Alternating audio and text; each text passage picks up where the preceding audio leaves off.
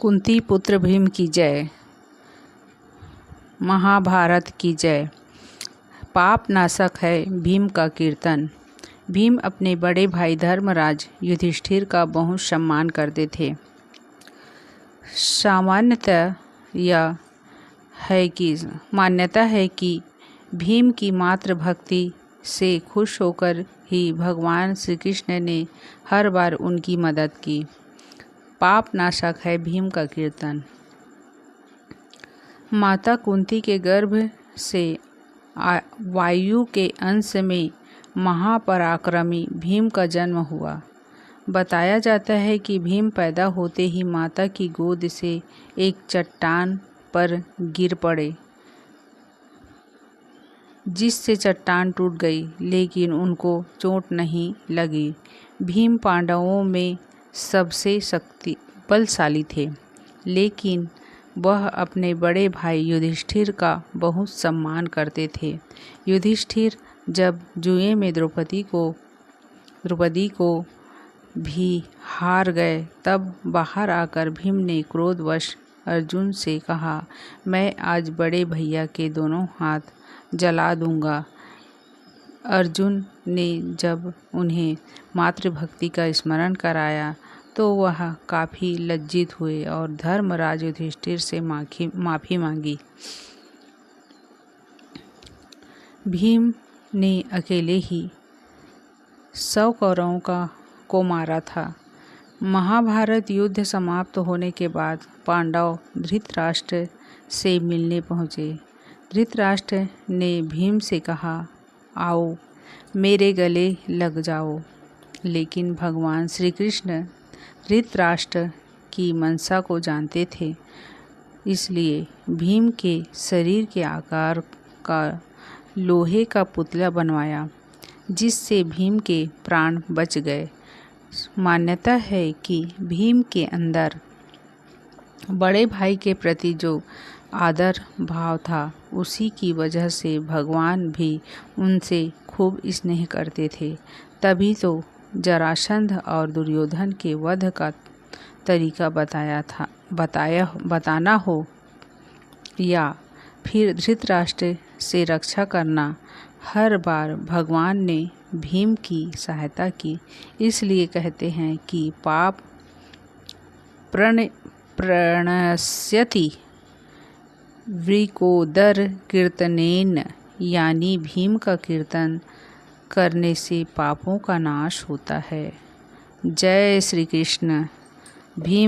श्री भीमदेव की जय। कुंती महारानी की जय। के युद्ध में सैन्य निरीक्षण।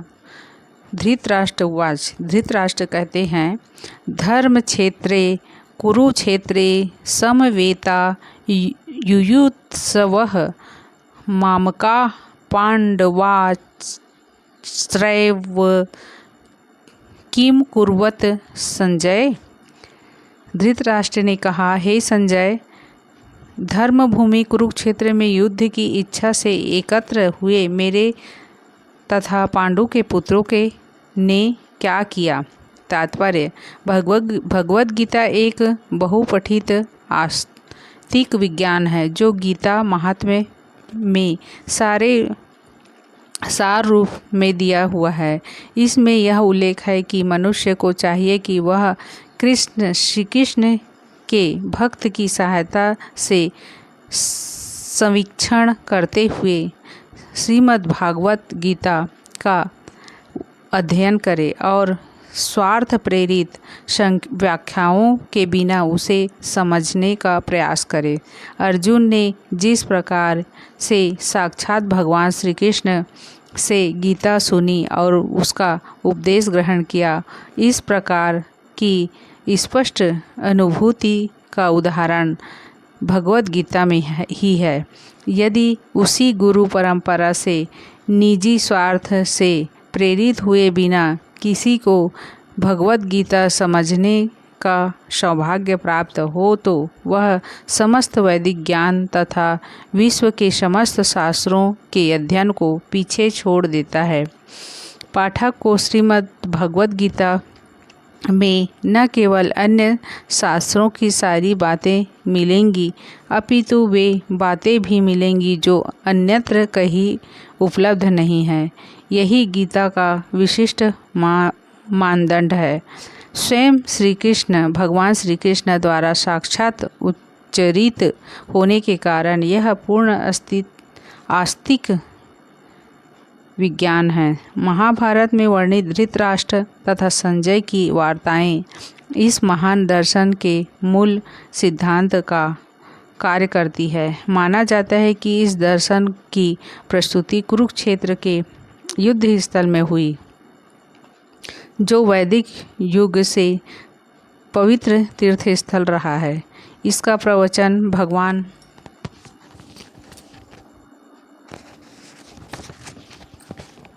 द्वारा मानव जाति के पथ प्रदर्शन हेतु तब किया गया जब वे इस लोक में स्वयं उपस्थित थे। धर्म क्षेत्र शब्द सार्थक है, क्योंकि कुरुक्षेत्र के युद्ध स्थल में अर्जुन के पक्ष में श्री भगवान स्वयं उपस्थित थे। कौरवों का पिता धृतराष्ट्र अपने पुत्रों की विजय की संभावना के कारण के विषय में अत्यधिक संदिग्ध था। अतः इसी संदेह के कारण उसने अपने सचिव से पूछा। उन्होंने क्या किया? वह आश्वस्त था कि उसके पुत्र तथा उसके छोटे भाई के पांडु के पुत्र कुरुक्षेत्र की युद्ध भूमि में निर्णयात्मक संग्राम के लिए एकत्र हुए हैं। फिर भी उसकी जिज्ञासा सार्थक है।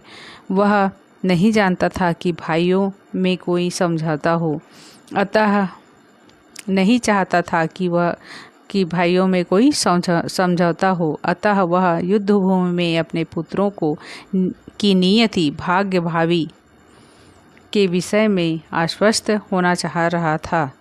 चूँकि इस युद्ध को कुरुक्षेत्र में लड़ा जाना था, जिसका उल्लेख वेदों में स्वर्ग के निवासियों के लिए भी तीर्थस्थल के रूप में